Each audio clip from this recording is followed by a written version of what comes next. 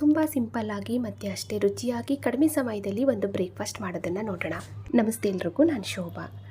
ಇವತ್ತಿನ ಈ soya rice Baat ಮಾಡ್ಕೊಳ್ಳೋದಕ್ಕೆ ಗ್ಯಾಸ್ ಆನ್ ಮಾಡಿ ಒಂದು ಕುಕ್ಕರ್ ಬಿಸಿ ಇಟ್ಟು ಸ್ವಲ್ಪ ಎಣ್ಣೆ ಹಾಕಿದ್ದೀನಿ. ಎಣ್ಣೆ ಬಿಸಿ ಆಗಬೇಕಾದ್ರೆ ಸಿಂಪಲ್ಲಾಗಿ ಪಲಾವ್ ಸಾಮಾನುಗಳನ್ನ ಹಾಕೋಣ. ಒಂದೆರಡು ಪೀಸು ಚಕ್ಕೆ, ಲವಂಗ, ಏಲಕ್ಕಿ ಕಾಯಿ, ಒಂದು ಅರ್ಧ ಸ್ಪೂನ್ ಸೋಂಕಾಳು, ಒಂದೆರಡು ಪಲಾವ್ ಎಲೆನ ಹಾಕಿ ಚೆನ್ನಾಗಿ ಮಿಕ್ಸ್ ಮಾಡಿಕೊಂಡು ಇವಾಗ ಇದಕ್ಕೆ ಈರುಳ್ಳಿ ಹಾಕಿ ಫ್ರೈ ಮಾಡ್ಕೊಳ್ಳೋಣ. ಈರುಳ್ಳಿ ಬಂದು 2 ಈರುಳ್ಳಿ ಮೀಡಿಯಮ್ ಸೈಜು. ಇದನ್ನು ಕೂಡ ನಾವು ಸ್ವಲ್ಪ ಮಧ್ಯೆ ಮಿಕ್ಸ್ ಮಾಡ್ಕೋತಾ ಲೈಟಾಗಿ ಕಲರ್ ಚೇಂಜ್ ಆಗೋ ತನಕ ಫ್ರೈ ಮಾಡ್ಕೋಬೇಕು.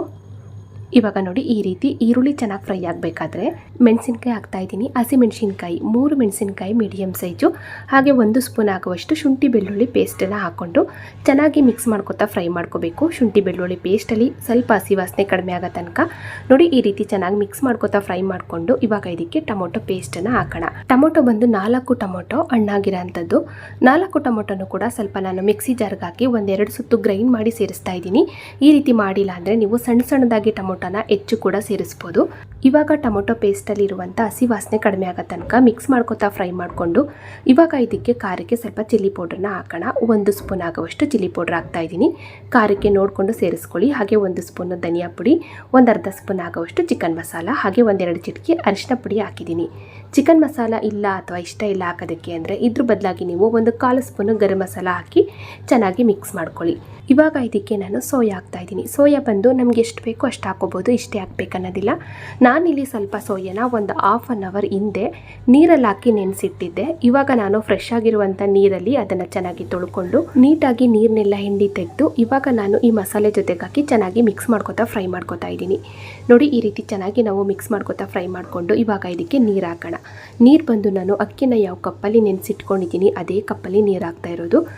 ಇದೇ ಕಪ್ಪಲ್ಲಿ ನಾನು 1.5 ಕಪ್ ಅಕ್ಕಿ ನೆನೆಸಿಟ್ಕೊಂಡಿದ್ದೀನಿ, ಹಾಗಾಗಿ 3 ಕಪ್ ಆಗೋವಷ್ಟು ನೀರು ಹಾಕ್ಕೊಂಡಿದ್ದೀನಿ. ಈಗ ರುಚಿಗೆ ಉಪ್ಪನ್ನು ಕೂಡ ಹಾಕಿ ನೀರನ್ನು ಕುದಿಯೋದಕ್ಕೆ ಬಿಡೋಣ. ಇವಾಗ ನೋಡಿ, ನೀರು ಕೂಡ ಚೆನ್ನಾಗಿ ಕುದೀತಾ ಇದೆ. ಆವಾಗಲೇ ನಾವು ನೆನೆಸಿ ಇಟ್ಕೊಂಡಂಥ ಅಕ್ಕಿ ಹಾಕೋಣ. ನಾನು ನೀರನ್ನ ಯಾವ ಕಪ್ಪಲ್ಲಿ ತಗೊಂಡೆ ಅದೇ ಕಪ್ಪಲ್ಲಿ 1.5 ಕಪ್ ಅಕ್ಕಿನ 20 ನಿಮಿಷ ಹಿಂದೆ ನಾನು ನೆನೆಸಿಟ್ಟಿದ್ದೆ. ಇವಾಗ ನೆನೆದಂಥ ಅಕ್ಕಿನ ಸೇರಿಸ್ತಾ ಇದ್ದೀನಿ. ಇವಾಗ ಒಂದ್ಸಲ ನಾವು ಚೆನ್ನಾಗಿ ಮಿಕ್ಸ್ ಮಾಡಿಕೊಂಡು ಕುಕ್ಕರ್ ಕ್ಯಾಪ್ ಹಾಕಿ 1 ವಿಷಲ್ ತೆಗೆದ್ರೆ ಸಾಕು.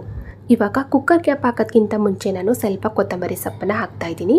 ಹಾಗೆ ಈ ರೈಸ್ ಬಾತ್ಗೆ ಎಕ್ಸ್ಟ್ರಾ ಫ್ಲೇವರ್ಗೋಸ್ಕರ 1/2 ಕ್ಯಾಪ್ಸಿಕಮ್ನ ಸಣ್ಣದಾಗಿ ಹೆಚ್ಚಾಗ್ತಾ ಇದ್ದೀನಿ. ಒಂದು ಮೀಡಿಯಮ್ ಸೈಜು ಕ್ಯಾಪ್ಸಿಕಮಲ್ಲಿ 1/2 ಭಾಗದಷ್ಟು ಕ್ಯಾಪ್ಸಿಕಮ್ ಹಾಕೋದ್ರಿಂದ ನಾವು ಮಾಡುವಂಥ ರೈಸ್ ಬಾತ್ಗೆ ಒಂದೊಳ್ಳೆ ಘಮ ಬರುತ್ತೆ, ಹಾಗೆ ಟೇಸ್ಟ್ ಕೂಡ ಚೆನ್ನಾಗಿರುತ್ತೆ. ಇದ್ರೆ ಹಾಕೊಳ್ಳಿ, ಇಲ್ಲಾಂದ್ರೆ ಏನು ಬೇಡ, ಹಾಕ್ಲೇಬೇಕನ್ನೋದಿಲ್ಲ. ಇವಾಗ ಕೊನೆಯದಾಗಿ ಸ್ವಲ್ಪ ಕೊತ್ತಂಬರಿ ಸೊಪ್ಪು ಹಾಗೆ ಕ್ಯಾಪ್ಸಿಕಮ್ ಹಾಕಿ ನೋಡಿ ಸಿಂಪಲ್ಲಾಗಿ ಈ ರೀತಿ ಮಿಕ್ಸ್ ಮಾಡಿಕೊಂಡು ಕುಕ್ಕರ್ ಕ್ಯಾಪ್ ಹಾಕಿ ನಾವು ಇನ್ನೇನು ವಿಷಲ್ ಬರ್ತಾ ಇದೆ ಅನ್ನುವಾಗ ಗ್ಯಾಸ್ ಆಫ್ ಮಾಡೋಣ. ಇವಾಗ ನೋಡಿ, ಕುಕ್ಕರು ಕಂಪ್ಲೀಟಾಗಿ